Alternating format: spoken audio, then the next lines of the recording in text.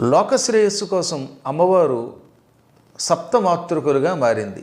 ఆ మాతృకలలో ఒక మాతృక పేరు వారాహీదేవి. ఇది కాక భండాసురుడనేటటువంటి వాడిని వధించడం కోసం శ్రీ లలితామాత దండనాథలను అంటే సేనా నాయికామణులను ఏర్పాటు చేసింది. అందులో ఒక దేవత పేరు వారాహి. వారాహి లేక దండనాథ ఇవన్నీ కూడా ఆ అమ్మవారి పేర్లే.